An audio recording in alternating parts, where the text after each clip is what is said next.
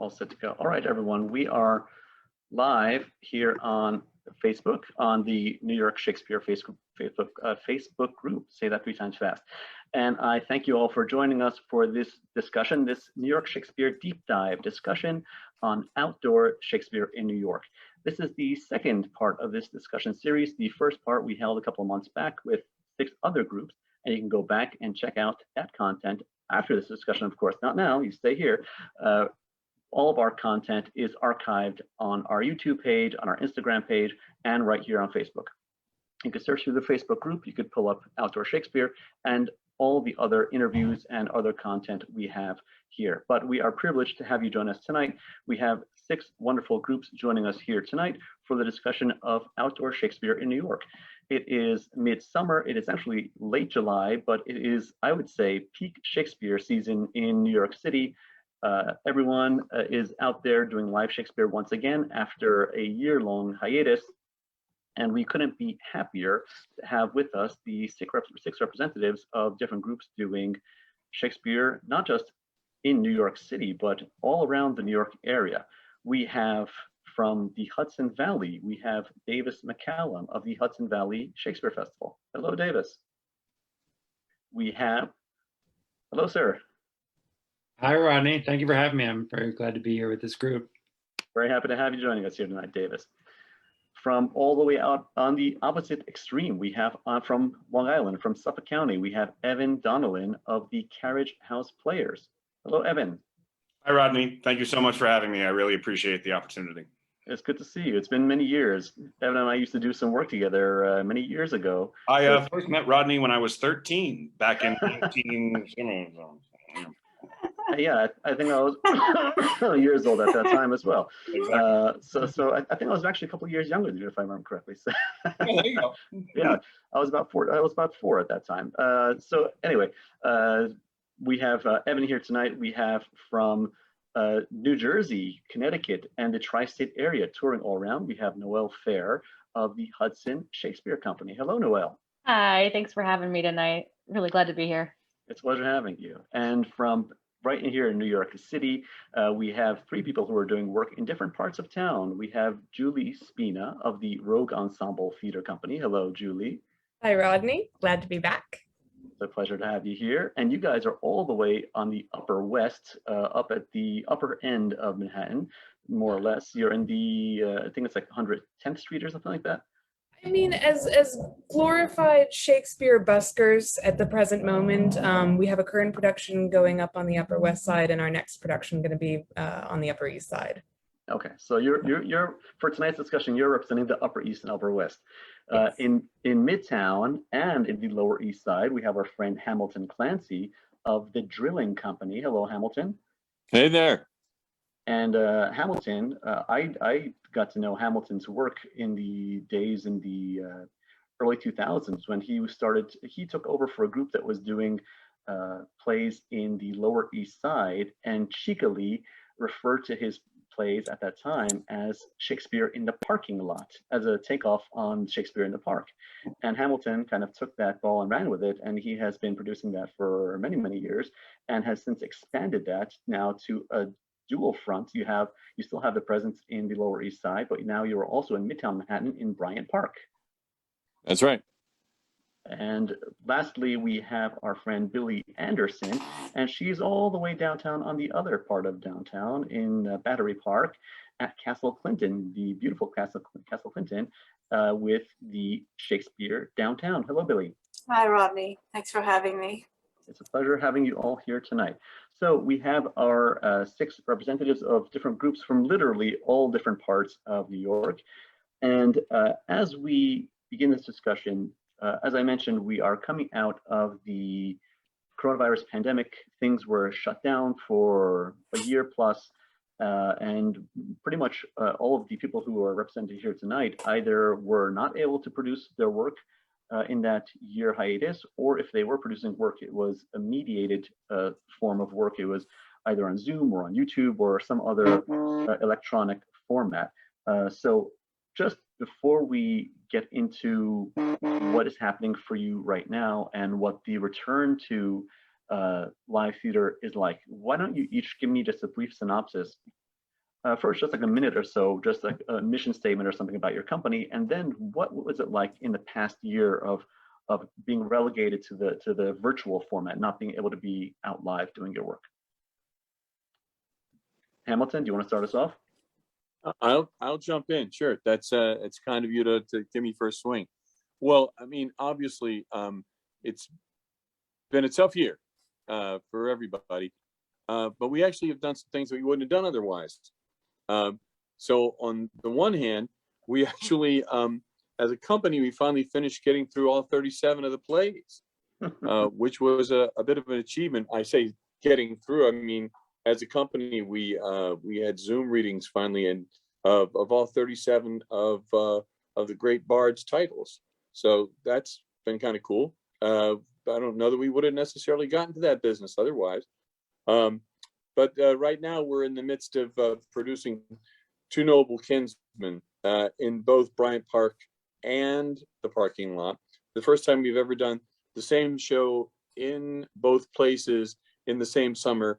And I just have to say, my hat is off to all of the other brothers and sisters that are here on the Zoom call who are still bringing free Shakespeare to others in other parts of our fine area, because it's been tough for all of us. We've all had to negotiate a bunch of issues that we never even had to think of. And I can just add this coda that when we all got into a rehearsal room, I think it was somewhere around June 30th, that we were all physically in the same rehearsal room. And when our company got in the same rehearsal room and saw each other for the first time in whatever, it must have been 15 months, it was a tremendously emotional experience. And I think people will really awaken to the idea that this is something that we do because we want to be doing it.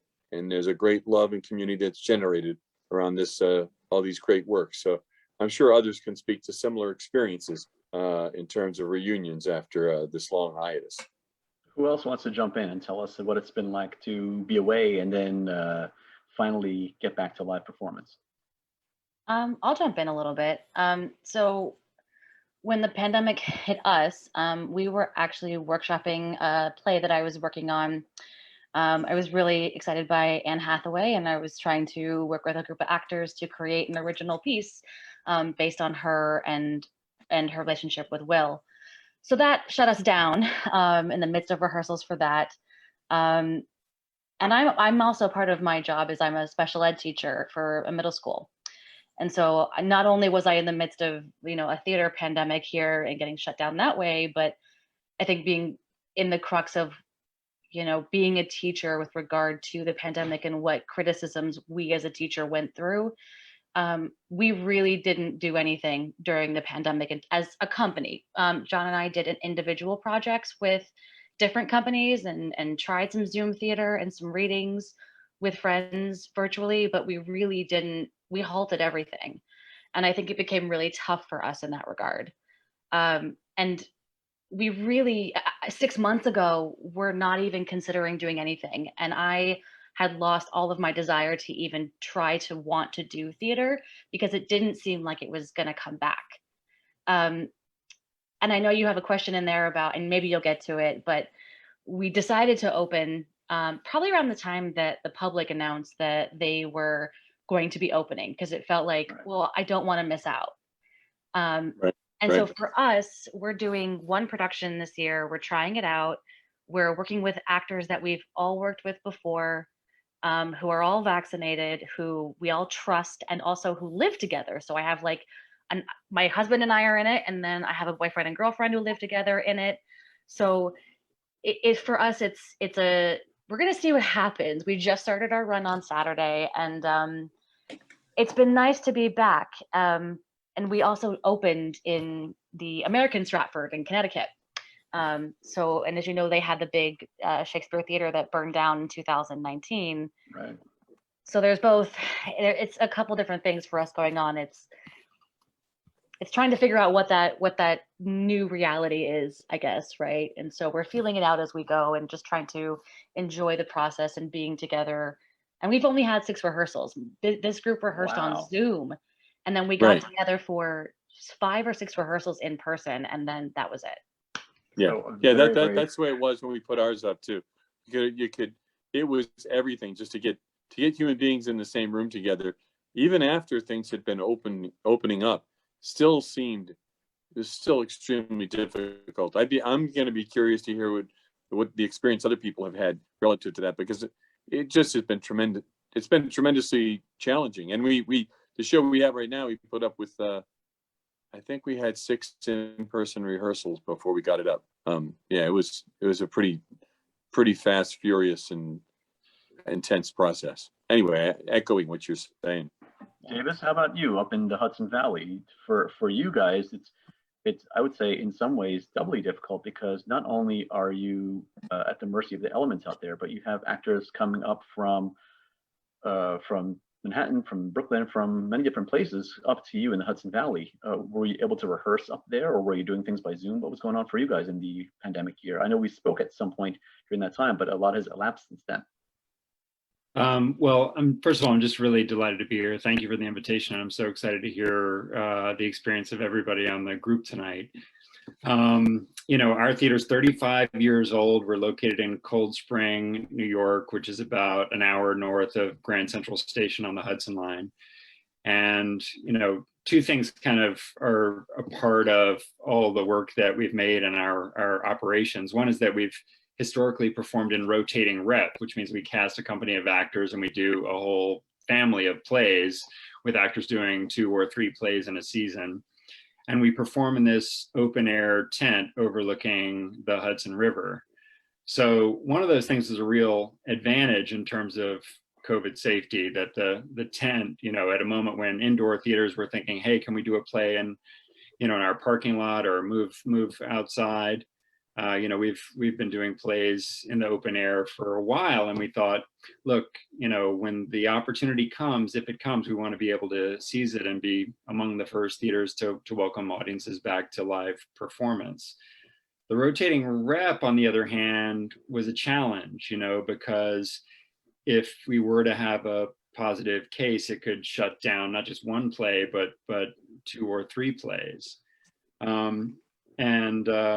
So the other 2 things that we've been really thinking about this year are, one, in the wake of George Floyd's murder, the national reckoning around racial justice and really what it means to have a theater that has inclusion as a real core value.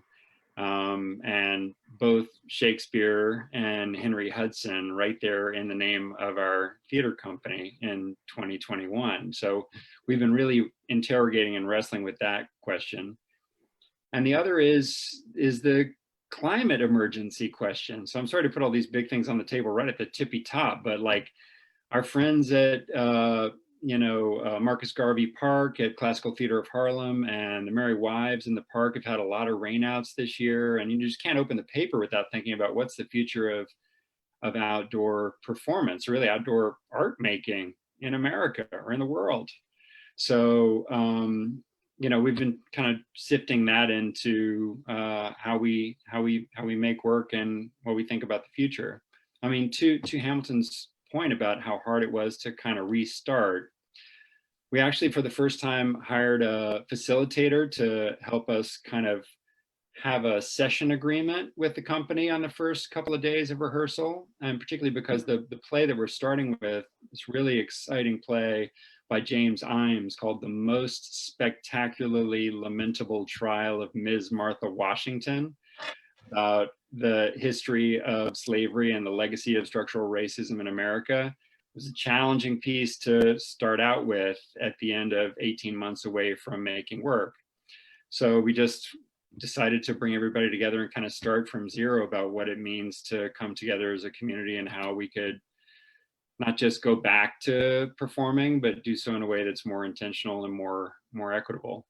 And that show opened in June, and we're extremely proud of it and happy with it. And thankfully everybody's been safe and we haven't had any COVID shutdowns. We have a fully vaccinated workforce, which we're very grateful for. And we're in rehearsal for a production of The Tempest. So the actors have been doing James's play in the afternoon, or in the evening, sorry, and rehearsing The Tempest in the afternoon. So we're going to tech for that on Sunday, I guess. Very So challenging. we're excited, but we've been busy, and it's been fun to have audiences back under the tent. Julie, how about you? Yours is a relatively young company. You guys only started last year. And Yeah. I remember we spoke, I think it was maybe in October or November. And at that time, you were braving the elements and you were doing Titus Andronicus outdoors in a socially distanced setting, which was a challenging thing at that time. Everyone was still not quite back up and running at that time. You were one of the few companies that was out there doing live theater at that time. So what's it been like for you? You never really had a shutdown. You were active, you were doing stuff. What's it like from then till now? Well, I mean, I guess I better start from the beginning. Unlike these fine people who I'm so happy to be talking with all of you guys. It's been wonderful following all of your journeys through the social media feeds and the like. We are a relatively new company. We started because of the pandemic. You know, everything just was shutting down, and I had friends coming up to me saying, what do we do? What do we do? One friend was like, hey, do you want to direct a play? And it just kind of blossomed from there, from simply directing a socially distanced production of As You Like It, where we had all the blocking 6 feet apart. We had masks incorporated into the costumes, into the world that we had built in it, making sure that our audience members were 6 feet away with barriers. We had volunteers making sure our audience members were keeping 6 feet apart. So it was all the logistics of that. But you put that, you put that into like the design of the production, right? Yes. Yeah, it's marvelous. Yes, that's great. Thank you. I directed that one. I was very proud of it, because we basically just set it in a post-pandemic sort of apocalyptic future where it was, yes, no, this is the new normal. We're all in masks. We're all staying far away from each other. And we kind of tied it into the message of the play, which was great. And of course, we took a machete to the script and cut it down. And it was basically an entirely new play. We cut out the Dukes entirely, combined characters together. It was a very interesting, kind of genius amalgamation of things, thanks to my co-founder, Christine Reisig. And we just made it work, but because we're all so new, it has been a learning experience. And Titus definitely tested our limits with braving the elements, because we were performing in the freezing cold of October. We ended up having to shut down, I think, half of our shows. Luckily, right now we're doing Much Ado. Our entire cast is vaccinated, all outside, so it's been relatively safe, thank goodness. And we're doing our last performances this coming weekend, so. Fantastic. It's with Romeo and Juliet coming up after that, so. Wonderful. Billy, how about you? You guys were shut down for last year, and you came back this past month in June, and you did The Three Sisters by Chekhov. Yes. Well, we had Shakespeare Downtown is, I don't know if you all know Castle Clinton. It's in Battery Park, the old fort. Well, I live down, you do. During the day, it's used for tickets to the Statue of Liberty. And so I live down here. And so I was walking one night and I saw it and I thought it would be perfect for Romeo and Juliet. And so my husband is an acting teacher at Strasberg. And he's been teaching there for 40 years. And so because he's older, we were not able to leave during the entire pandemic.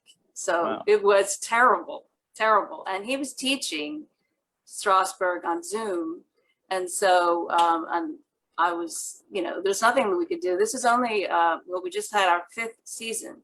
So I was really determined that we should have the play this year, no matter what. Also, my husband's older. He needs to get out. He needs to work. It's very difficult to be in sitting there. And so I was already very, very depressed, just having, my husband is the director. I have nothing to do with that. I'm an actress. And we did plays at Strasberg for 10 years. And so I wanted a theater company. And so I did everything else. I have every other job, which I just, like you all, probably just had to learn. And so I was very determined that we should have our season because it would be unbearable not to. And the National Park Service are the stewards of Castle Clinton. And they said yes. And then I did the crowdfunding campaign and announced it. And then they sent me a message, an email saying, we need to talk to you. And I thought, oh, oh no, what is this? Because this was in March. COVID was still, it was very terrible. And so then they said, you can only have 25 people. And I said, what, you mean 25 total? And they said, including the cast, those 16 actors and 3 sisters. So I said, I'll come down there. So we had a meeting and I was like, no, that's not gonna happen. So I measured I have a friend who's an engineer. We measured on the phone the night before with the measuring tape, the space for Castle Clinton to have socially distant seats. And so, because they were going to say no, and that's not acceptable. So then they were like, no. And they're doing construction too. It was just terrible, but I don't care. So then we go in and there was a new woman working, so she doesn't know me. And so they were trying to say, and I said, well, let's measure. So we measured with cones and we fit 50 chairs. So then they said, she's right, they can do it. And then by the time the play happened, the 3 sisters, which we also rehearsed on Zoom, which was unbelievably difficult. We only had 3 rehearsals at the castle before. But by the time we opened in June, the city had just had that wonderful celebration that we had 70% vaccination, and they had fireworks over the castle while we were rehearsing. And it was wonderful. Everyone was no mask. It was the city. It was a great experience, but the most difficult torture imaginable to make it happen. Wow. Right, almost like crazy, right? Insane, like to die. Yeah, because the collaborators that you'd had in the past, all of a sudden had to hedge all over the place. Right? It was because torture. they didn't know what it was going to be. Yeah. Torture. Yeah. Torture. Yeah. It was So torture. It's been just a scramble of like, is it okay? Is it not okay? It's okay. Okay, we're all okay. Red light, green light, green light, red light, red light, green light, red light, red light, red light, red light, green light. Right? Torture. Yeah. Torture. So Billy, you mentioned being at the mercy of the Park Service. Yes. Evan, I think that in some ways that applies to you out in Long Island as well. You guys, the Carriage House players, do your performances at the Vanderbilt Museum and Planetarium in Centerport in Suffolk County. And that's a historic estate, and I'm sure they have their own set of park regulations as to what you can and can't do. So what was the pandemic year and the return to live performance like for you guys? Well, it was very similar to what everybody else on this panel has experienced. It was a very rough year. When we got shut down, basically effectively last March, we were still operating at that time in the hope that maybe we would be able to get some shows up in that summer of 2020, which ultimately didn't happen, which was for the best. And we've been very, very lucky because our outdoor space is, very, very big and very, very open. And the Vanderbilt Museum has been very cooperative in helping us along and making sure that, we have the proper socially distanced seating for people and ticket holders, and to make sure the actors feel comfortable.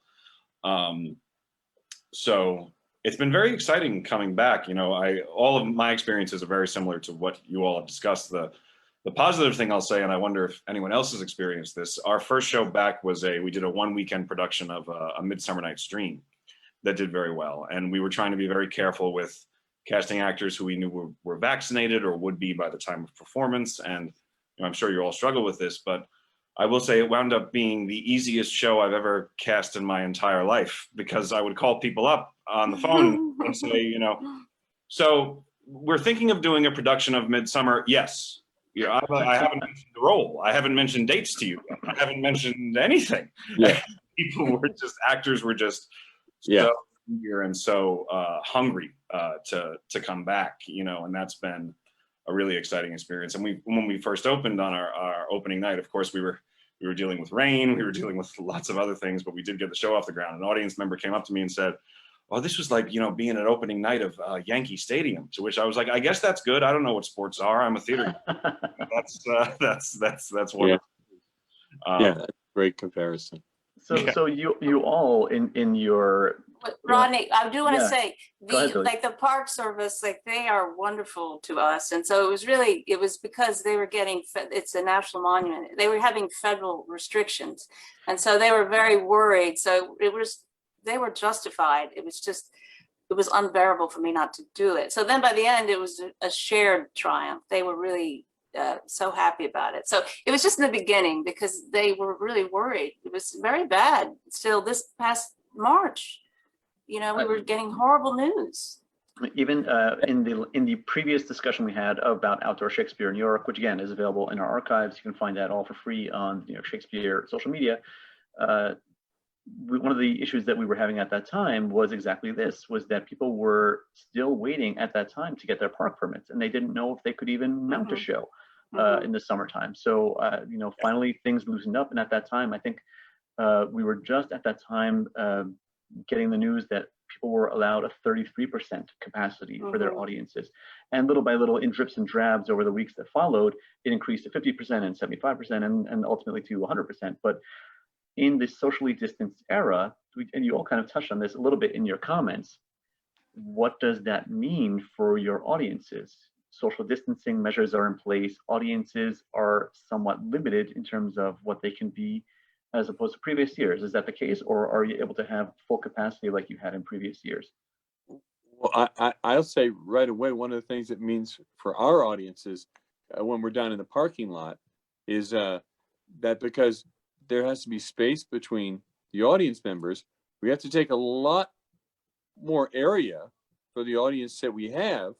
So it makes it a little harder to hear because we actually don't use amplified sound down in the parking lot. We use it up in Bryant Park.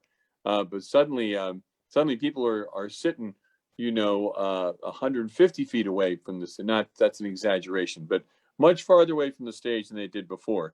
And I mean, and farther apart. So on just a physical level, right, without being concentrated, without being able to bring the audience together in a more concentrated space, it made it a much more different experience of sharing the play, or creating a shared experience of the play. Just in the particular venue that we inhabit in downtown.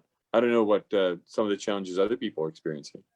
How about you, Davis? Under the tent, are you still able to fit as many audience members as you had pre-pandemic, or is it half the amount? Did you have to spread seats further apart? How did you handle that? Well, you know, the tricky bit has been the changing guidelines as after the horses left the barn. So our theater seats 530 audience members on a normal non-COVID night.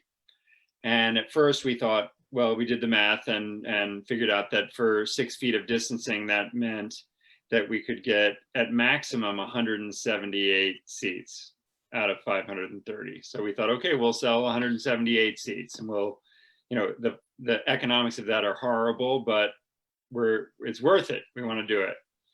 And then of course, after we put the tickets on sale, the capacity went up, and then we had this kind of catch-22, which is like, some people have already bought seats under the premise that there's going to be 6 feet of distancing, but now the guidelines have changed.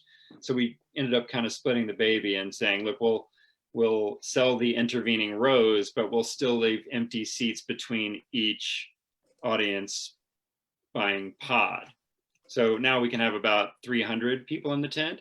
But to be candid, even though I think our work is really good and the reviews have been great and word of mouth is good, we're not reaching even the 300 capacity that we're allowed.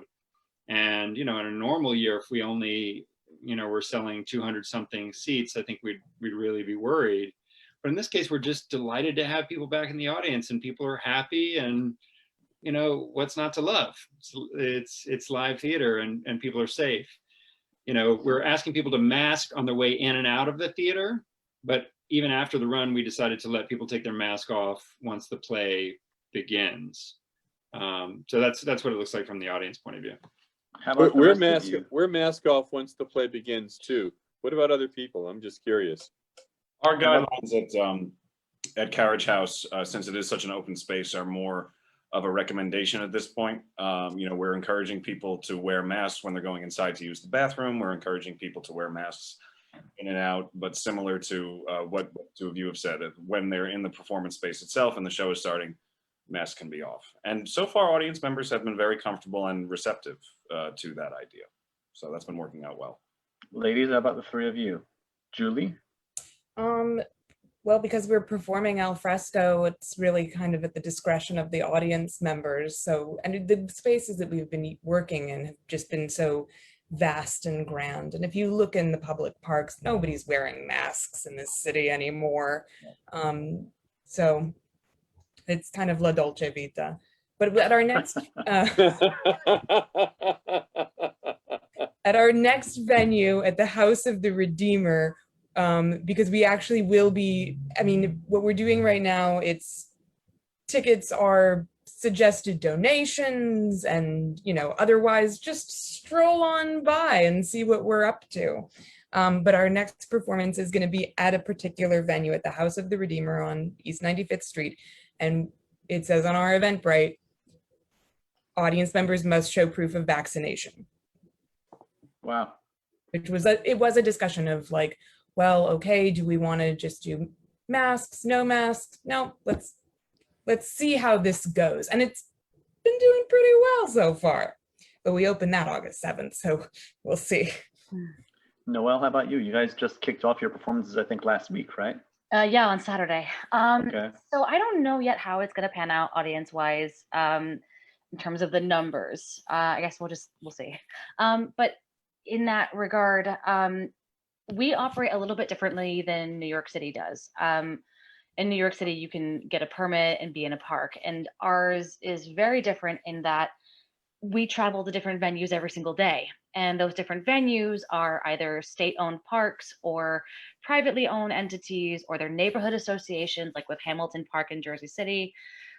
So they have varying rules based on their venues. And so typically, a lot of our relationships have grown over the years. We've known these people since the 90s. And so a lot of the time we take their lead with regard to what they want done with the COVID rules and regulations. And they usually will let us know those, or they'll announce them with the audience present. There are certain things, though, that I have made sure with my actors to ask what they would prefer. For example, we are free, so people can just come and view the show at their leisure. But sometimes audiences also like to come up to the actors afterwards and talk to them. But the actors have requested that we require a mask in order to speak to an actor, and the actor can request a certain level of distance between them and that audience member before and after the show. From what I've seen just from Saturday, people spread out quite a bit more than I was initially anticipating, which turned our typical proscenium staging into a 3/4 thrust or to a round within a matter of minutes. So that was a lot of fun to completely restage our show in the moment. So I guess we'll just see where it goes, and I'll take the lead of my venue people and see what they want us to do. Julie, how about you? What was your protocol? Well, whatever the Park Service requested, I agreed to immediately. So, and they at that point were saying masks for all the audience members and not for the actors.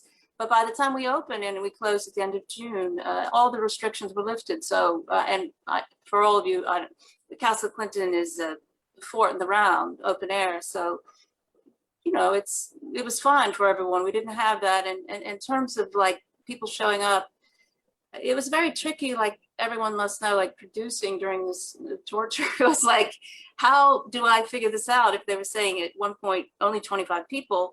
And so normally, like, because I'm in charge of everything, so I would distribute flyers, like 8,500 flyers in Battery Park City for a show, in addition to everything else. But like, how could I have people show up if we can only have 25 people? So I didn't do it because I just didn't know. So the first week it was quieter, much quieter, but we were using that sort of like I was in the play, using it as rehearsal because we rehearsed on Zoom. And then the second week it was more crowded, but it was okay that we were slow the first week, but it was still less because we have 250 seats. But it was people are not, at that point, they were not completely going out as much. And so it's very distressing because in 2019 we had full houses. So I feel like you have to rebuild because we're new, the audience.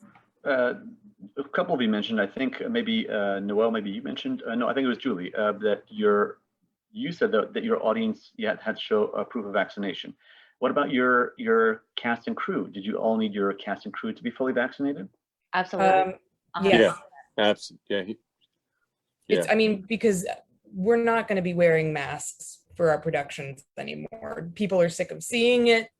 They don't want to be reminded of the year that was. So it was our stipulation when we held our auditions, and pretty much everybody that we auditioned, and the response for auditions this year was amazing. It was just a backstage post, and like within a day, like 200 people were like, yes, let me get out there. I will do whatever I can to just get out there and do some work. So yes, that, to answer your question, yes. Everyone vaccinated. And everyone else the same? Evan, everyone, you guys all fully vaccinated? Yeah, fully vaccinated. You know, Yeah, fully vaccinated. Basically, and very few people that we work with wanted to perform without being fully vaccinated. So that was Truth. It was pretty adamant amongst like our actor group as well that if they were coming back, that anybody involved was also fully vaccinated. And I only invited actors back that I had worked with, that I had, you know, I'm on their social media, we're friends in real life, and I knew they were vaccinated. And I just, that's the route that I went. And that's just because, you know, they have people in their family lives. I have people in my family lives who, you know, are at risk, and neither them nor I am willing to take that risk. So here's go ahead, Hamilton. No, I was just going to say, I just listening around. One of the things that has struck me in our efforts, and I'm curious how it, because I'm listening across the board. You know, all these plays that we do, even when you're doing like new text, like the one that they're doing up in Hudson that isn't necessarily Shakespearean, they all deal with all these issues of life and death. And I mean, we've all heard about so many people. I mean, as I was coming up as an actor who've done theater in circumstances where, I mean, it was dire, you know, in war-torn areas or things like that people gather in circles and they take these great risks to do theater. And one of the things that was kind of amazing, both in this process and in the processes that I'm hearing, is that suddenly we were all having to take stock of these, like, people's lives, like not only like the, I found that to be an awesome responsibility to suddenly feel the weight of whether or not someone would be ill or not, even in my own company. That was I don't think I've ever had to really consider a company member's life and death like that before. And I'm curious, I'm sorry to prompt that. I'm curious if that kind of responsibility struck anybody that way. I mean, I don't mean to be overly grandiose or something like that, but it just felt so serious. These decisions felt, talk on this only because, and I want to speak as a teacher, because our lives were constantly put at risk this year, and constantly question the validity of our lives as opposed to students' lives. And so I was a victim to that discussion for an entire year and a half. So the fact that, you know, you're saying I now have to consider it, I know what it's like to be on the receiving end of that consideration and to not have that consideration. And it was flat out said at some board meeting, I don't know what state, I can't remember, that our lives did not matter above children's. So me as a theater person going back into this and bringing people in, I did not want to have that attitude. And I might be very militant about, you know, that sort of end of things, of keeping my people healthy, but that is, I know what that's like to be on the receiving end of someone not caring about my life and whether or not I mattered or my family's health mattered.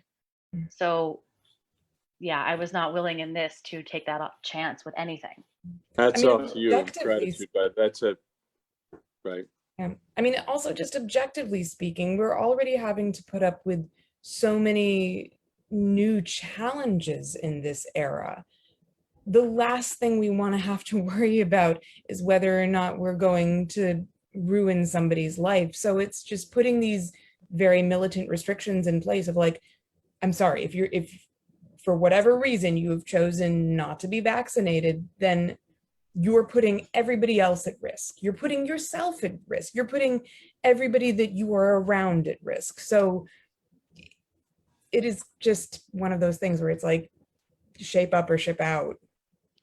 New York crowds can be boisterous. Have you guys experienced any situation where you had anyone come out and be anti-vaccination effort as part of your disruptive performance or anything like that?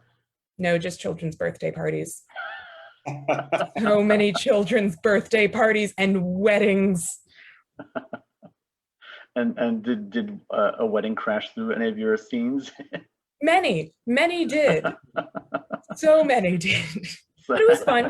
We incorporated into the show and it's great. People love it.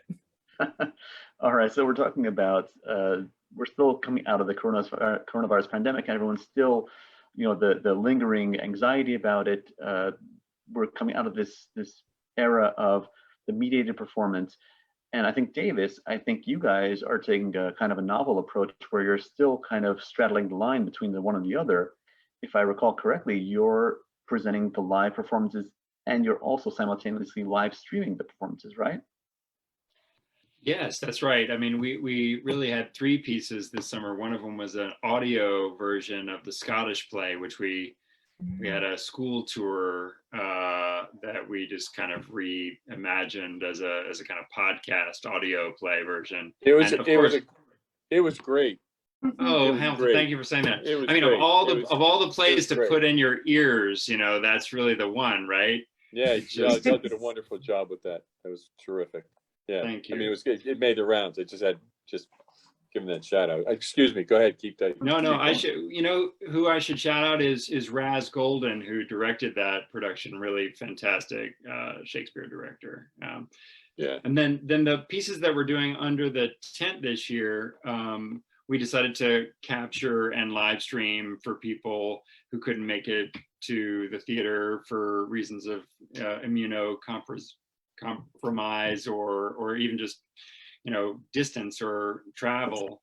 And when we were budgeting, we thought, how many people will want to buy one of these streamed tickets? And the answer is very few right now. People just don't want to watch theater on their computer, and I don't blame them. But I think it's also an issue of access and equity, and it's great for company members who have family on the other side of the country who can't get here to see their work, who can have a window into what it would be like to be under the tent. So Davis, you guys, this is your final year in your current location that you've been at for 20 plus years. I think maybe even 30 years, is that right? And then 30 years. And then as of the next summer season, 2022 summer season, you guys are moving to your new permanent home, which is a hop, skip, and a jump away. So are you going to be carrying, of course, it's very far ahead of us to say, we don't even know what's going to happen a month from now, let alone a year from now. But you're saying that there's very little in terms of return on the live streaming. Do you foresee that as something that you're going to continue into the new year, into the new location, or is this going to be a relic of the Corona era? I guess it's early to say, but I feel like streaming and its relationship to access is a conversation that's here for good. And we feel very fortunate that we have the resources to have a video crew come out there and tape it. We do that for B-roll anyway. And so now that we've kind of done some exploration of the technology involved with putting the play on the internet and having it be available to people, I think we'll most likely continue with that. Thank you for asking about the new home. We've been at Boscobel for 34 years. So we're finishing our tenure. There's a mosquito that's in my room, and that's why I keep going like this. It's about to fly up my nose. It's perfect for Facebook. We've been there for 34 years. And so we're closing that tenure with a production of The Tempest, directed by Ryan Quinn. And the last time the company did that show, which was like 2004, he was just out of drama school and played Ferdinand. And now, he's a father of a young child and back to direct the play. And he's kind of framing the play around the history of the theater there, almost like a way of releasing all those, summer evenings of Shakespearean stories under the tent. But in 2022, we're going through the local planning board process now. We hope to move our current tent to our new site and then build a permanent tent theater. And is that a contradiction in terms? Yes and no. That will open in 2024. So I look forward to welcoming this group there when it's up and real. You're going to have 4 walls, or are you still going to be open-sided? Open-sided, open air. I mean, I'm talking to a group of real champions for open air theater, and we all know that the magic is that it kind of puts everybody forward on their toes, and that like, what's gonna happen tonight? It makes it very present tense. And the Hudson Valley is such a beautiful spot. It just seemed completely counterintuitive to say, let's come here to this beautiful spot, and then let's go inside and pretend we could be anywhere. So we're really trying to pursue an aesthetic that's very place-based, and so open air is a part of that. Davis, you mentioned, you and I before this discussion tonight, you mentioned to me prior to this that you might have a couple of images of the new location that you wanted to share with us. Do you have those at hand, or you need a couple of minutes to scoop those up? Give me a minute to key it up, and I also don't want to dominate the conversation because I want to not just to take up too much space, but I'm happy to share a picture at the appropriate moment, Rodney. So let's do this. I'm going to throw a question to the others in the group while you key up your images. And anytime you feel like you want to share those, you're welcome to do that. So something I'm going to throw to all of you, and I didn't pose this to you prior to this discussion, is given what we're talking about the anxiety about the coronavirus and how we're adapting on a daily basis. You have weddings crashing through your performances. You have all kind of unexpected things happening. Many outdoor Shakespeare theater companies, and I'm sure many of you have this tendency, make it a part of their playing style to interact with the audience, to get your actors out there in the audience, and you're delivering your soliloquies to the audience member's face. You're running through the audience for a comic bit. Has that all been relegated? Has that all been stopped for safety concerns, or are we still able to run out and do all the things for fear of spitting in an audience member's face and spreading corona? Is that fear still out there, or are you able to do all the things you used to once do? The audience is lava. The audience is lava. You cannot touch them. You can't go near them. They're there. We acknowledge their presence, but it's like creatures in a zoo. Us being the creatures, obviously. Okay. All right. So you're very proscenium. You're not breaking that invisible barrier between you and the audience. Well, we'll have some like entrances and exits that are maybe through the audience, but it's very quick. It's not as interactive as we would probably have liked it to be. Okay. We have definitely toned it down, especially with a show like Midsummer Night's Dream, where you kind of want all the fairies running through the audience. You want to have as much interaction as possible, and that was just nope, on a stage. And we're performing As You Like It right now, and that's a little more fluid in terms of entrances and exits through the audience and all that, but it's not quite at the level that it once was. But you guys, I'm sorry, Evan, I remember the space you guys have out there, and it's a proscenium stage that's elevated, so you are physically separated from the audience. So I'm sure maybe as people do their make entrance and exits, they can interact, but it's not like you're in a round where you're in the middle of the playing space. No, but in recent years, we've liked to try to use more of the whole space that we are in as possible. Characters are walking out around the audience, still in character, saying dialogue there. We'll have scenes take place in front of the stage, to the side of the stage, as much as possible. But this, you have toned it down. In these circumstances, it has been, we are taking advantage of that proscenium stage and stay up there. Go ahead, Hamilton. Go ahead. We haven't had that experience. We've had the opposite experience. I mean, we in the Clemente at the Clemente this year for the first time, in our parking lot for the first time, we've actually had a stage, which we don't normally have. Actually, we're normally in a parking lot where there are cars. We're still in a parking lot, but the Clemente has a stage because one of the things we didn't talk about is that some of these outdoor spaces are more popular now than they ever were before, and they got all kinds of events happening in them, because if you have an outdoor space and you have a venue, you're a little like Cinderella at the ball who everybody wants to dance with this summer, right? So there's a lot of other events that are actually deciding, that parking lot looks good for our event. So a lot of other events that we're having to nestle with. So we have this stage, as it turns out, a lot of we happen to have done Two Noble Kinsmen, which is a very unusual play that we probably never would have done if we hadn't happened upon it during COVID times and found out that it was actually pretty funny. We've got a lot of monologues in Two Noble Kinsmen. Those all wind up being to the audience. We found even when we went up to Bryant Park, we're playing a lot straight to the audience, and we don't get closer than 6 feet to them, but we're going right to them. And we haven't done anything interactive like hand them a piece of paper or anything like that, like we might have done in the past. But I feel like we're still connecting very directly with the audience the way we used to. I mean, we don't have people emerging from sitting in it, but I feel like we're really maintaining that connection. I love that expression that the audience is lava. I love that. I think that's awesome. We've never heard thought it here of it that way. first. We've always gone the other way kind of with them, but I love that that's your attitude. Thank I you. think that's awesome. Well, I've been saying all year the air is lava, so the audience is part of it now Man, too. I think that's awesome.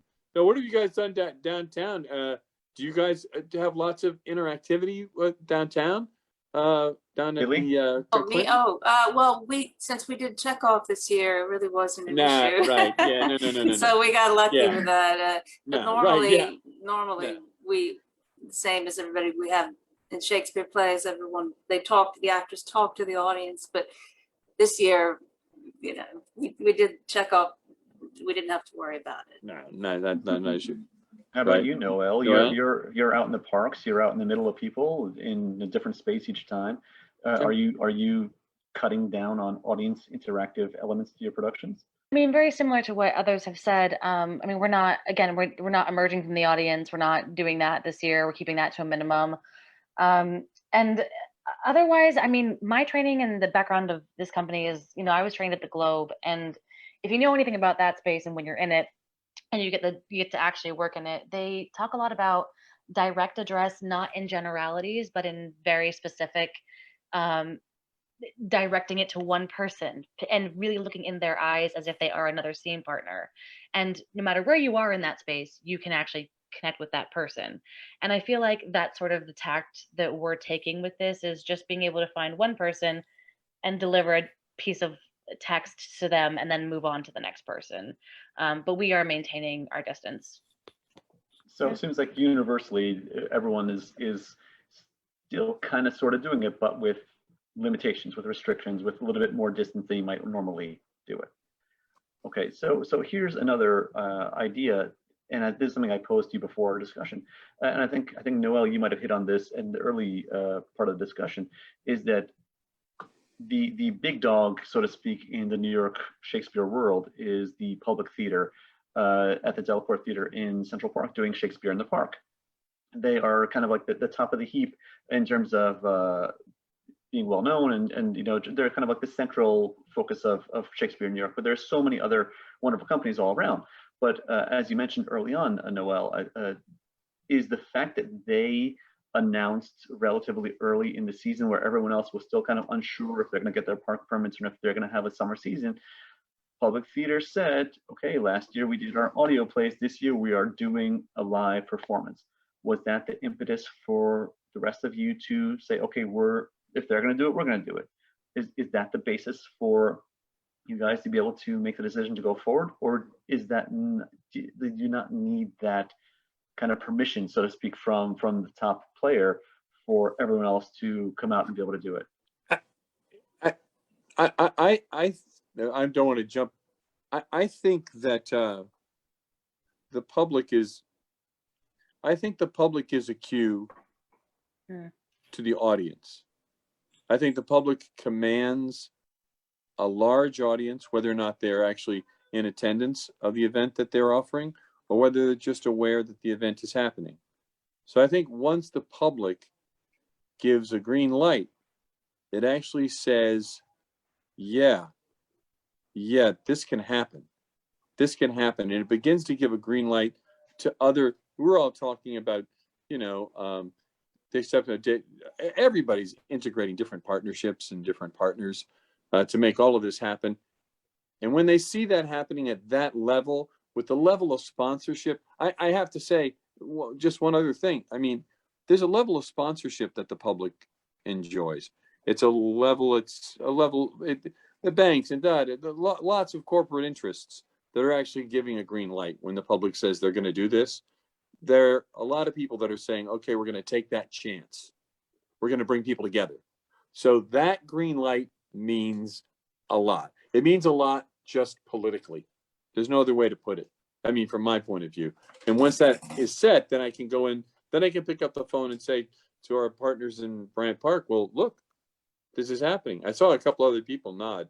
Did any other people have that sort of feeling or experience? Did you have the same thing where you feel like once the public theater gives the go ahead, then the audience, as Hamilton says, is going to be receptive if you give the go ahead for your own productions? Or is there a different mechanism to it for the rest of you? I think also at that time, just to add to this, that was also right around the time that the CDC dropped mask recommendations and mandates. And I think there was also a lot of discussion about the efficacy of the Moderna and the Pfizer vaccines. So like, I think it was a cocktail, right? But for sure, just to piggyback off of Hamilton, that yeah, the public being like, we're a go, it was like, oh, I don't want to miss out. So let's just see what we can make happen. Right. It was definitely very encouraging. You know, it was definitely like, okay, I guess we are probably making the right call by going back. Like if they say they can do it, then we can do it. It was definitely very encouraging. It was definitely a validation in the decision. I mean, we personally didn't ask permission last year, so we weren't going to ask permission this year. Okay. Right. Good for you. So do you have to in the wedding zone and kids' birthday zone that you are park permits not particularly a big issue? Well, last year, as you all know, it was a non-issue. This year, it's been a little bit more forgiving, and like especially now that we're moving on to a particular venue, we're not even doing with the working with the Parks Department for our second performance. So this year, it's been a lot more smooth sailing. Billy, I think you spoke to the fact that you had a lot of mandates that you had to follow. Was any of your decision making beyond the fact that you needed to get out and you needed to perform and you needed to be active? Was any of your decision making process about getting started again had in relation to what the public was doing, or is that a non-issue for you? Well, I mean, it is about me getting out, but it was also for the sake of the company and for everybody involved. But no, I didn't consider the Shakespeare in the Park at all because I have a tight timeline. That's, you know, I wanted to do the play no matter what. And so I had a certain amount of time I needed to know from the Park Service by then. And then also I was watching when people would be able to get vaccinated because my husband is older, so he was eligible. And then the actors are younger, so that's really all I cared about. And so I was really dying of anxiety because I was, you know, the public announced after, you know, so I was happy that, you know, the city was coming back to life, but I never even thought about it. I was thinking only of what I wanted to do and what the company would be good for Shakespeare Downtown. Good Davis, for you. I don't recall the timeline. I think you might have even announced before the public your season. Do I have the timeline correct or no? I think you might. I'm not sure. I mean, I think we were a part of a group call that some staff members at the public had kind of started to try and organize to lobby, you know, the city government and the state government to expand their guidelines. And so there's a real way in which they were leading that conversation, and that we're all kind of benefiting from that advocacy and them using the platform that they have. For us, the three gating things were like New York State, Actors Equity, which we only got permission to, you know, begin rehearsal, you know, Wednesday before we started on that Monday. And then our Boscobel, where we've been performing for 34 years and just getting the green light from them. But once those three things fell into place, I think we thought, look, let's go for it. So that's an interesting thing, Davis. For those in the audience who might not be familiar, Actors Equity is the actors union that represents professional actors here in the city. So do all of you use only equity actors, or some of you non-union? Who's union, who's non-union? Non-union. Well, Non-union. we work with union and non-union actors. It depends on the project, and it's a very I'm sure, as Davis can testify, that's all been a very complicated process. I'm sure there's been nothing simple about it. And of course, the union right now is going through tremendous transition. As you may or may not know, Rodney, they just announced that they've opened their doors, and so this whole time has been a tremendous transition for the union. The union has been under tremendous duress and stress, and so it's been very difficult for the union to be able to be responsive to all of the kinds of activities that we're doing and that kind of thing as well. It's just I would say that I would say that my empathy goes out to the union itself and all the people who've been working at the union and administratively trying to keep the union afloat.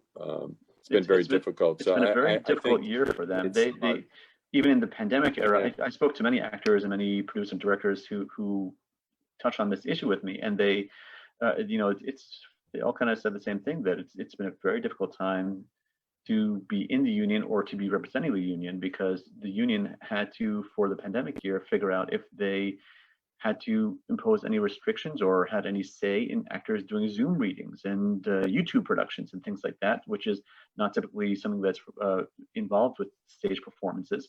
And then once stage performances came back just a couple of months ago, or a few weeks ago, as I'm sure you all know, the union, I think the actors union, after even the state, the parks and the other state commissions, only after that did the actors union were they able to put forward what their course of action was going to be, because they are in, as you mentioned, Hamilton, in a great state of flux and distress. And I think, as you referred to, Hamilton, they just announced a few days ago that whereas previously to be part of the actors union you had to have a certain amount of work under your belt to earn your actors card, your equity card, you now, as long as you, I think it's, if the direction is, as long as you can show documentation that you were paid for a performance on a stage, that you can apply for your equity card. So it's a great state of flux for that union right now as well. It's a great, I think we're in a great transition. You hear just in the conversations that's flowed in this right here about the definition of who is an actor and what makes an actor a professional actor. And I think the decisions that the union is making now ultimately is going to lead to some transition that's really transformational and very inclusive in a lot of the ways that were brought up at the very beginning of the conversation about, in wake of the George Floyd. It's so important for these structures to change. So there's some things that people are dealing with on levels that are way, way, way, way, way above some of our heads, because they need to make some changes that are immediately reflexive. And I think it's very, very important that we're careful about how we react to all of those, because we can't.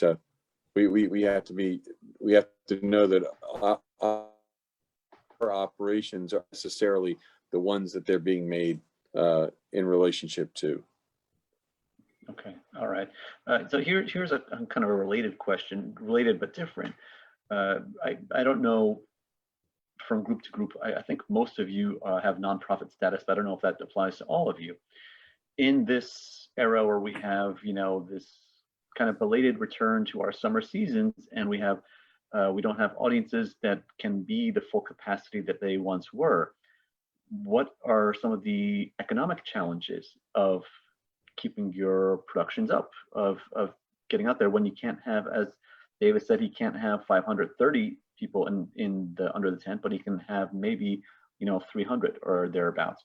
And some of you with your companies, you have similar challenges where it's a fraction of the audience size that was once there. So how are you able to negotiate some of the economic challenges of making it happen in this particular summer season? So we're not paid by the audience member, just to sort of differentiate ourselves. We're paid per venue, and the venues have grants that they have to use. If it's a state organization, for example, they have to use a certain part of their budget toward cultural arts affairs. And so that's why we're brought in to fulfill that need toward that grant. So we're paid per venue. And so we have, we operate on a shoestring budget regardless, but for this year and specifically, we've decided, okay, we're going to just pull from our costume stash. We're going to have a small group of actors, but we're going to pay them appropriately, and we're just going to keep our costs down. So a bulk of our budget this year really went to paying the actors, and that's where we kept things. But we're not paid by audience; we're paid by our venues.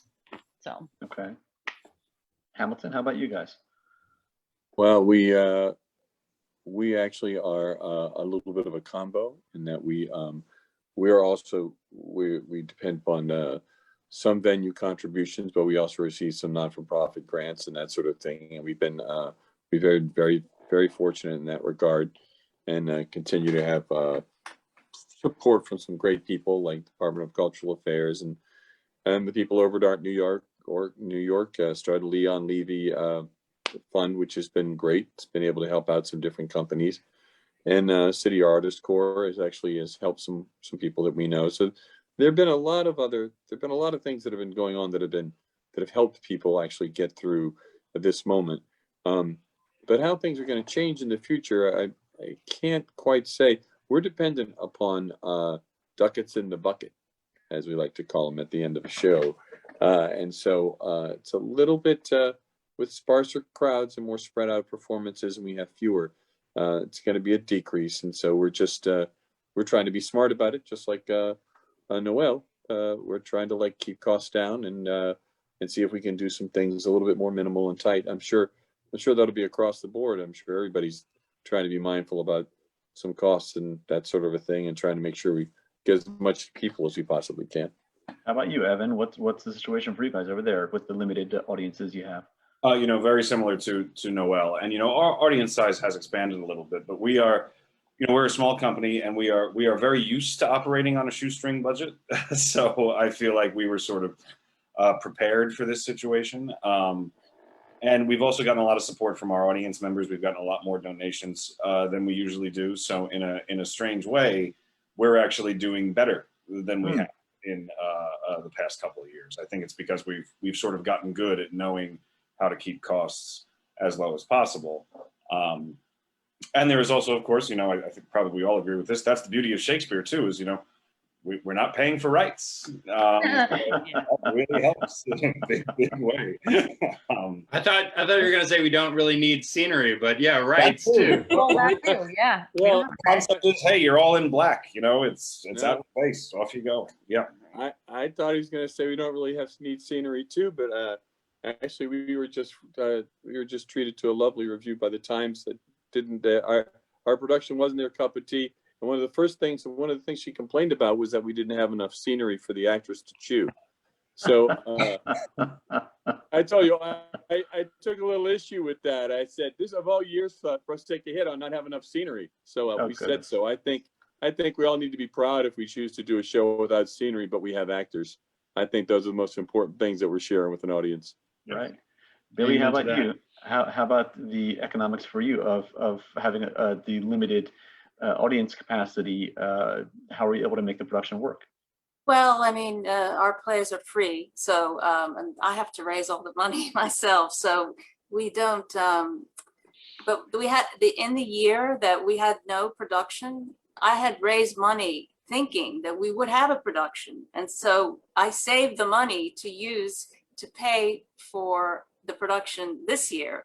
So, I do crowdfunding and write grants and, but so it wasn't, we don't have, the audience gives a little, but it's not enough the play is quite expensive at the castle because it's a national monument, but we pay the rangers overtime because they have to stay late. They stay from 5 until after 10 So we have to pay them.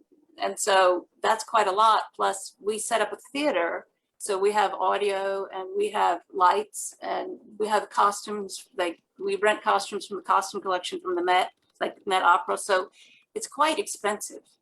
So it's a total effort on my part to make it happen. But it was really helpful because the year off, I just saved everything, thinking no matter what, we have to have a production the following year. How about you, Julie? Are you guys any economic challenges in the way you're set up right now? Well, in the words of Tennessee Williams, Rodney, I like to rely on the kindness of strangers. Yes, no, we're run almost primarily by fundraising. I'm glad that everybody appreciates Williams' humor.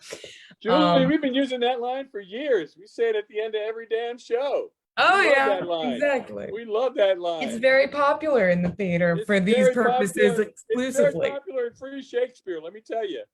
Let me tell you. Every time. But no, we've got a GoFundMe crowdfunding campaign going right now. So check us out on social media, guys. Click on all the links to our audience today. And I mean, we've been operating on a shoestring budget. Almost all of the money that we raise goes entirely to making sure that our actors are paid, the people that I've got a few amazing photographers, I've got to pay them. But we've been incredibly fortunate because of, pardon the noises of my neighborhood. Anyways, but because of the wonderful people that I've worked with, we've had connections to full, beautiful costume closets that we've been able to access free of cost. Otherwise, we are making things just ourselves, getting things from our own closets, because it's more about the words.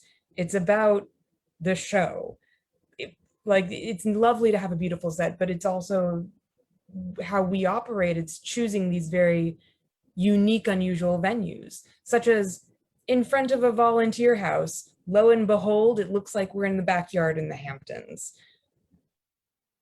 So you hit on something that I was going to ask you guys, which is, and not only for the lack of cost of paying for rights, but why is it that Shakespeare is so popular in New York, or especially outdoor Shakespeare? What about it draws in such a big crowd? It's grand and it's amazing. And it's some of the best public domain theater out there.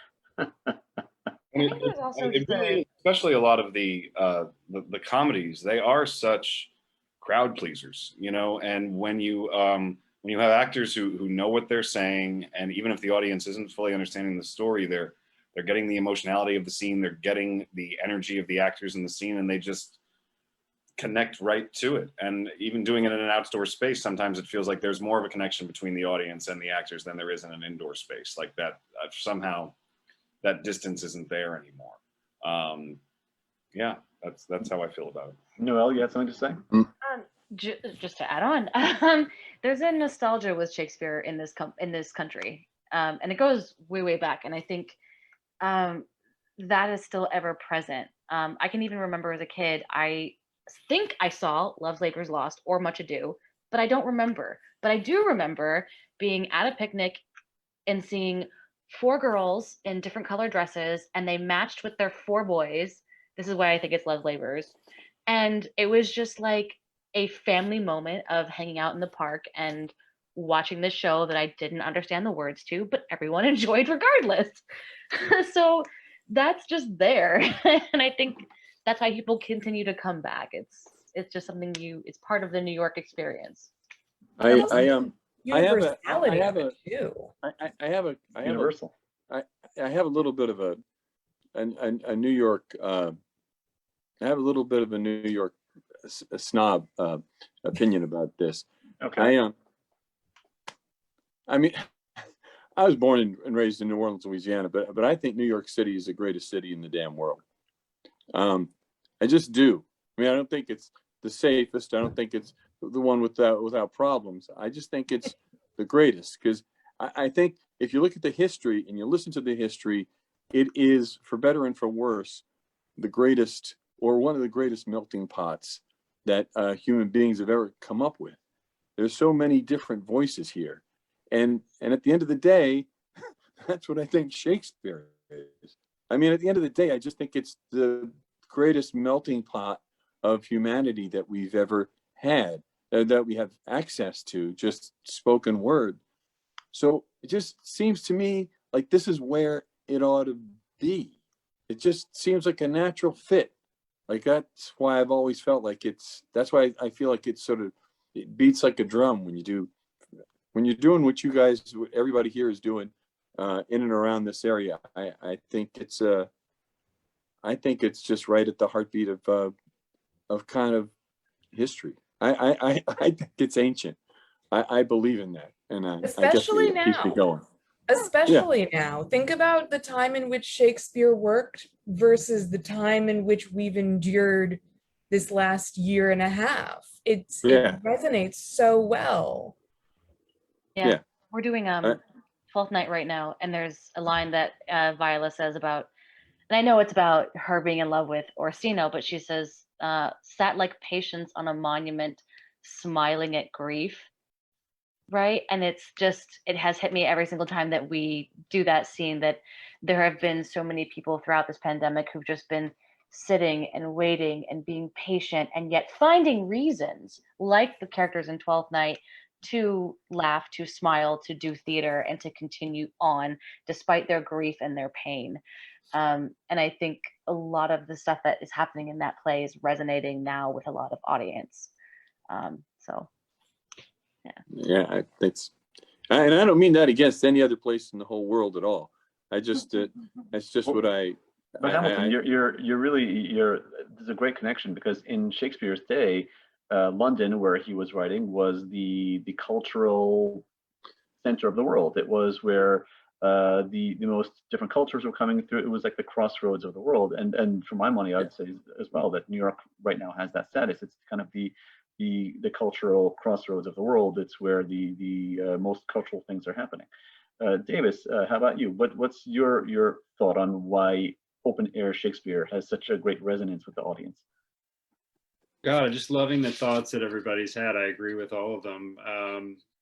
You know, I feel like the plays are always about community. You know, the comedies and the tragedies, the romances, all of them are about a group of people and this kind of weaving set of relationships between and among them.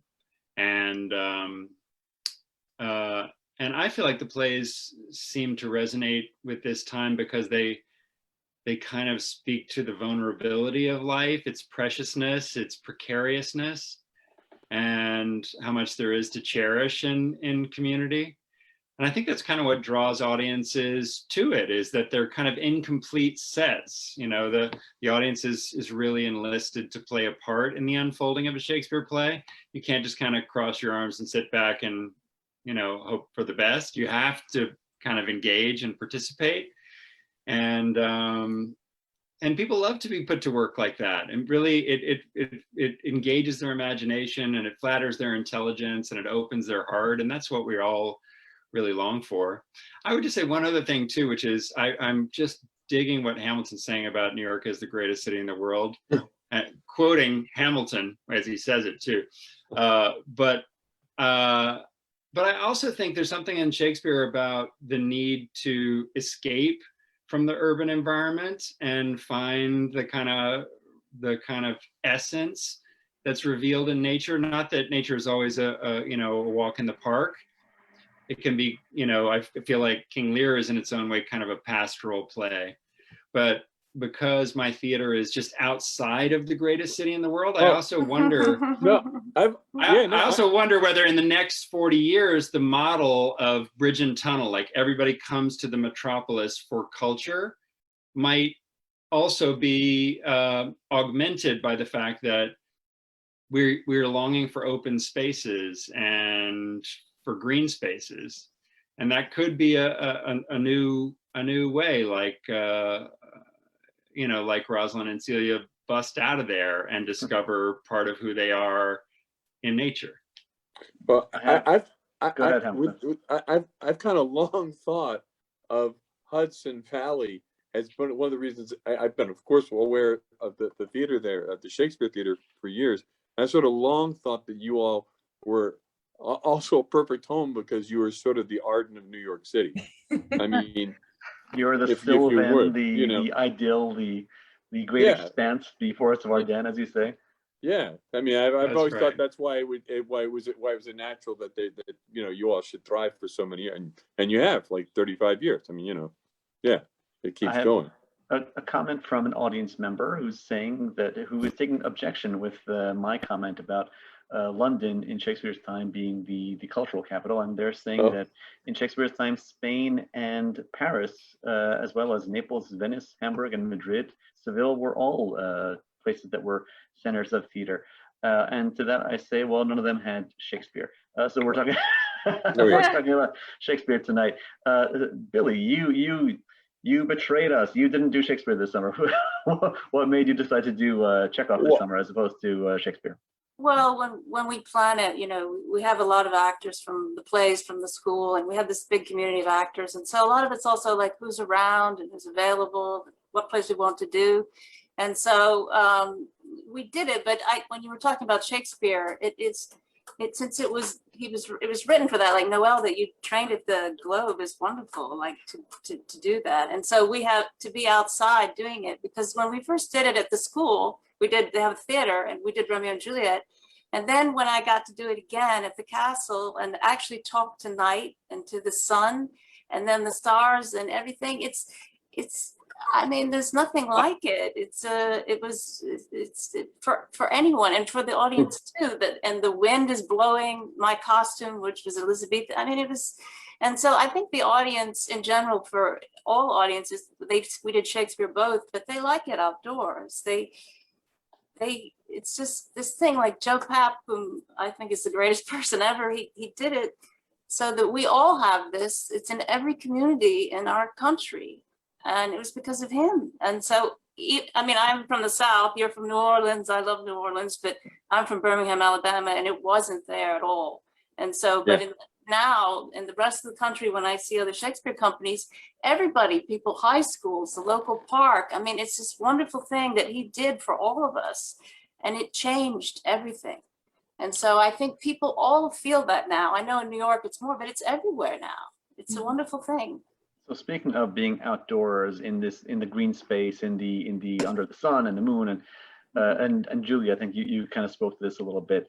Tell us about being outdoors. What kind of New York City moments or near New York moments have you had with interesting things happening since you are outdoors? Have you had a wild animal across the stage? Have you had an audience member drunkenly stumble into the middle of your performance? What kind of New York City moments or New York related moments have you had being outdoor theater professionals that you are? Oh, thank you.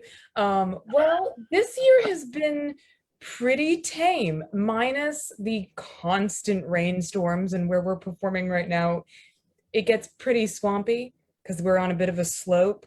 So like right before we opened, we were all panic struck because it was just literal pools of water. And I don't know if you guys can see in the backdrop, my fabulous kiddie pool, which is part of our Hamptons backyard set that I've got to carry on the subway back and forth every show. So I guess that's part of the New York City experience of it.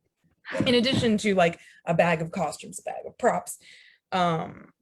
So yeah, it's been the elements mostly this year, but we were even joking like, oh, we can just get lots of kiddie pools and the audience members can sit in them and enjoy the show from there. That's a New York thing.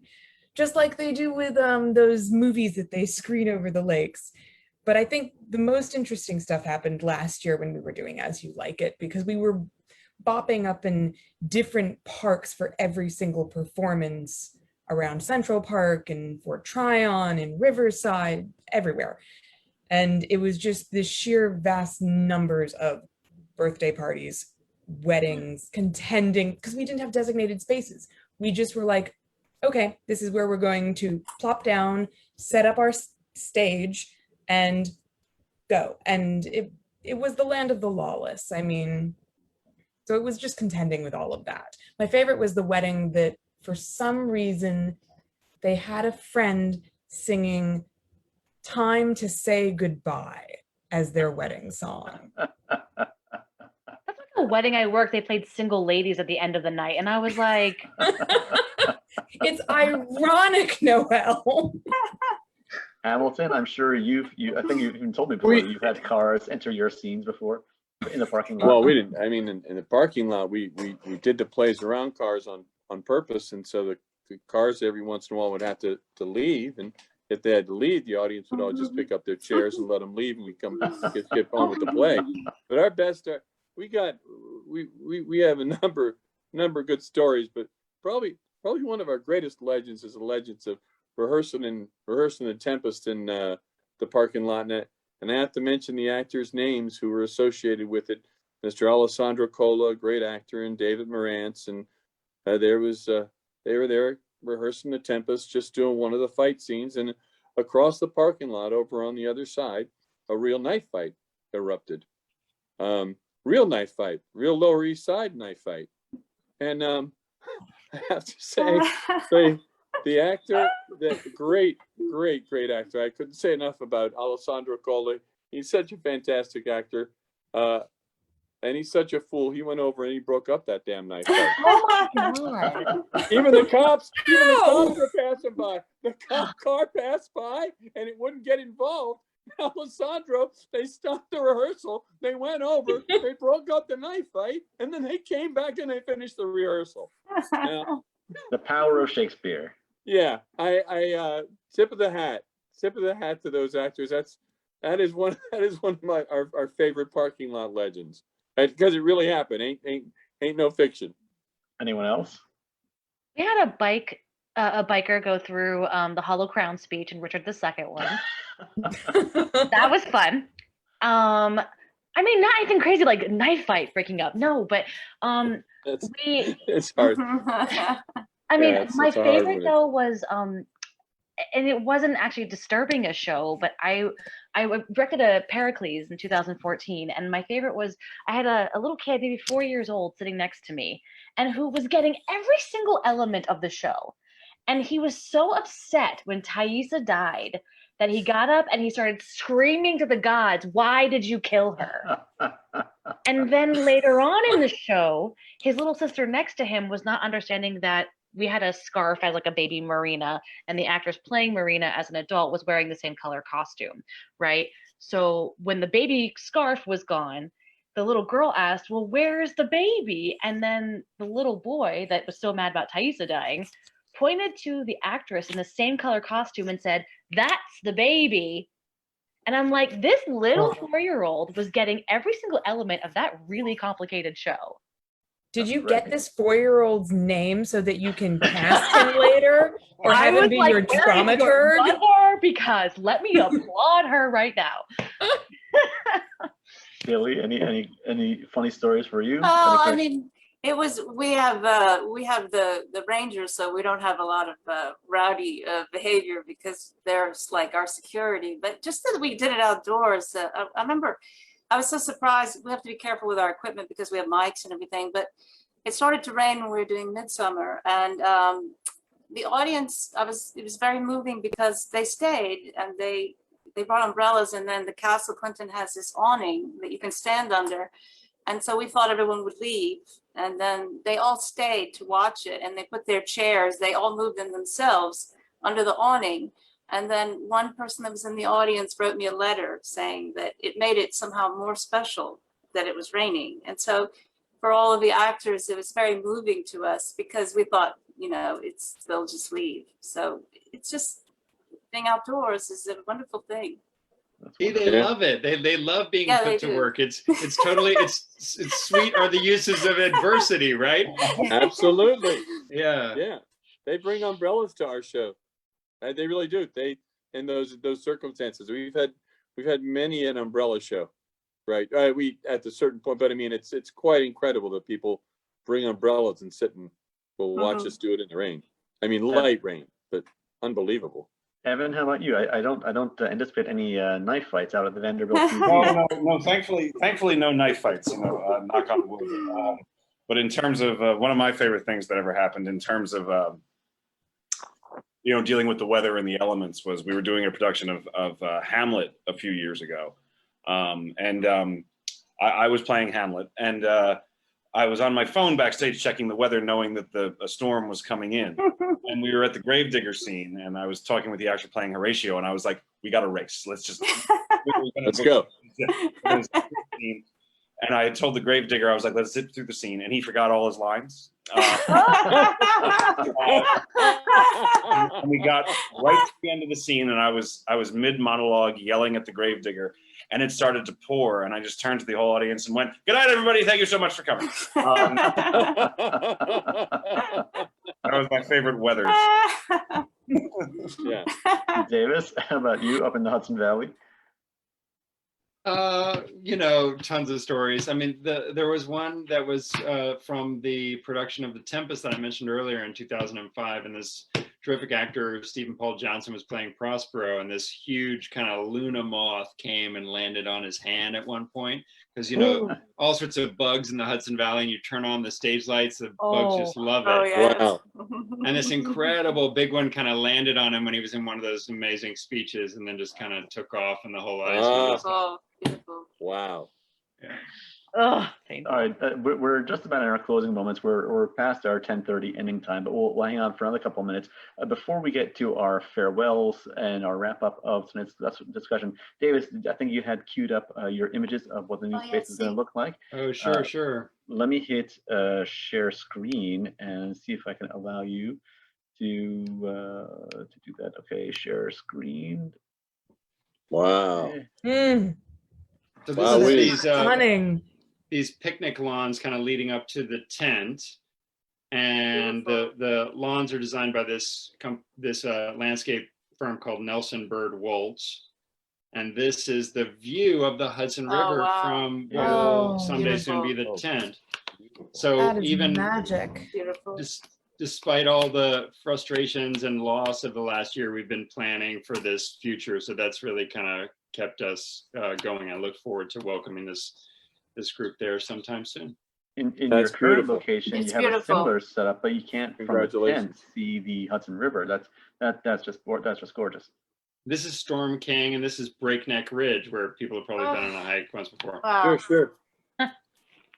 That's fantastic. It's Man, it's gorgeous. great. It's beautiful. Congratulations. It's beautiful. I can't wait to come up and see the new space, and I might just head up there and pay a visit and bid Boscobel a farewell before you guys wrap up your tenure there this season. So speaking of which, we are again towards the end of our time. Why don't you all just give us a quick wrap up of where people can come out and check out your performances, when your runs are, and a plug of how they can find you, your company website, your Instagram handle, whichever the easiest way to connect the audience to find you online. Davis, let's start with you. We are running an incredible production of James Imes's play, The Most Spectacularly Lamentable Trial of Ms. Martha Washington, through Friday, directed by Taylor Reynolds. And then we'll be in tech for a week, and we'll start performances of The Tempest, directed by Ryan Quinn, on August 5th, and that will close on September 4th. The final goodbye, farewell performance at Boscobel after 34 years.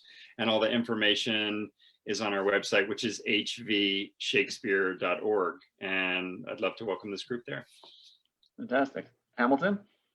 We are running Two Noble Kinsmen for 3 more performances in the parking lot at 114 Norfolk. That's 1 block from the F train on Wednesday, Thursday, and Friday at 7 p.m. That's the 28th, the 29th, and the 30th. We are free, and you can find out all the information at drillingcompany.org. But Wednesday, Thursday, and Friday are our last 3 performances of Two Noble Kinsmen. It's a great one with just one of the finest cast and some of the greatest people I've ever had the pleasure to work with. So I can't say enough about them and the Clementi, our partners. Anything else coming up this summer, or that wraps up your season? That's going to wrap up our summer. We decided to take a good solid bite in July and make it count and make sure that we still had our head up, and I think we will be able to. Okay, Billy, you guys already wrapped up your run Yes. in the end of June, but where can people come and find you guys to find out more about your company, about more what's coming up in the future? Well, the website is shakespearedowntown.org, and then we're on Instagram, the same, Shakespeare Downtown, and Facebook. And our next show, we haven't announced, but it's next June at the Castle. So that's it. Yay. All right, fantastic, fantastic. Evan, you have a lot of things happening this summer. What's coming up for you, or what's happening for you? We're wrapping up our production of As You Like It. It closes this Sunday, August 1st. Then we'll be performing Titus Andronicus for the month of August, and then Richard III for the month of September, and Twelfth Night for the month of October. Ah, Yeah, it's a great fun. big season. We are on, all our information can be found online at carriagehouseplayers.org. We're also on Facebook and Instagram at the Carriage House Players. Fantastic. Okay, Noelle, where can people find you? So we are on Instagram and Twitter at Hudson Shakes.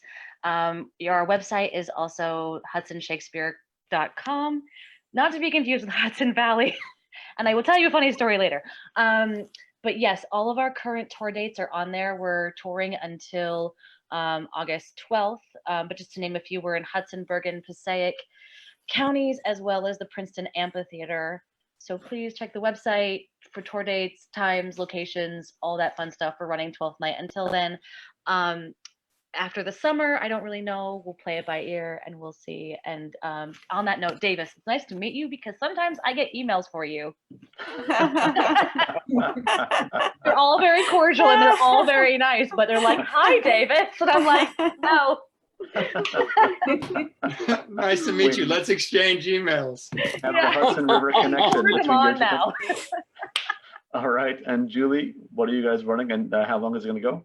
Yes, we are going to be closing our final weekend of Much Ado About Nothing this Sunday, August 1st. And then the next weekend, we are opening up Romeo and Juliet. All information about both of those shows can be found on our website at www.rogueensemble.com. You can follow us on Instagram at Rogue Ensemble, and also on our less updated Facebook at Rogue Ensemble. Much Ado is going to be performed on the lawn in front of the Peter J. Sharp Volunteer House in Riverside Park. If you can enter the park around 108th Street or 103rd Street and just meander in that direction. Romeo and Juliet will be at the House of the Redeemer on East 95th Street. Okay, all right, great.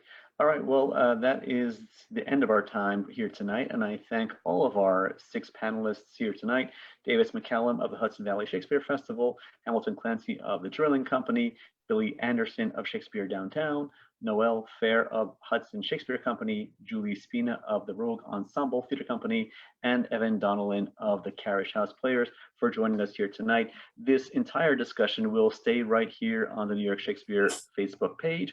In the coming days, we will also port it over to our other channels, our other online presences. We will put it on YouTube in its entirety, and we will also be putting it in sections onto our Instagram page. So check us out at NY Shakespeare on Facebook and Twitter, New York Shakespeare spelled out on Instagram, and any variation of New York Shakespeare you type into YouTube, WordPress, LinkedIn, you can find us pretty much anywhere.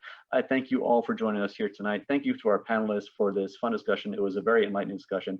My name is Rodney Hakeem from New York Shakespeare. I wish you all a good night, support your local Shakespeare, and get out and have a wonderful Shakespeare experience this summer.